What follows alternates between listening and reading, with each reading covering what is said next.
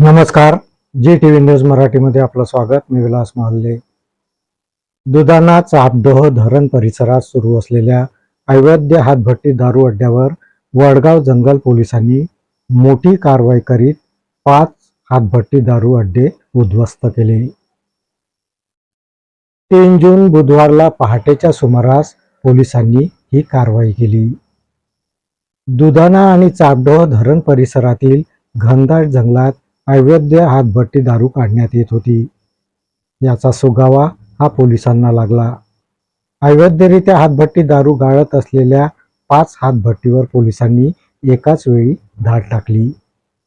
या धाडीमध्ये हातभट्टी, दारू तयार करणारे साहित्य आणि सुमारे 8,300 लिटर मोह सडवा असा 2,90,500 रुपयाचा मुद्देमाल पोलिसांनी जप्त केला. या कारवाईमध्ये 5 जणांविरुद्ध गुन्हे दाखल करण्यात आले आहे.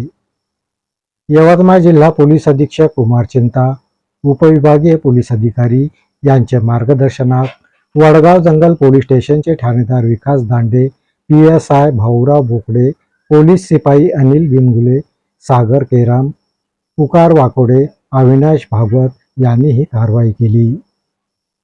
वडगाव जंगल पोलिसांच्या धडक कारवाईमुळे या परिसरातील दारू माफियांचे मात्र आता धाबे दणाणले आहे. सचिन कोयरे, जी टीव्ही न्यूज मराठी, अकोला बाजार. या बातमीपत्रात इथेच थांबतो. परत भेटूया नवीन बातमीपत्रात. तोपर्यंत पाहत राहा जी टीव्ही न्यूज मराठी. नमस्कार.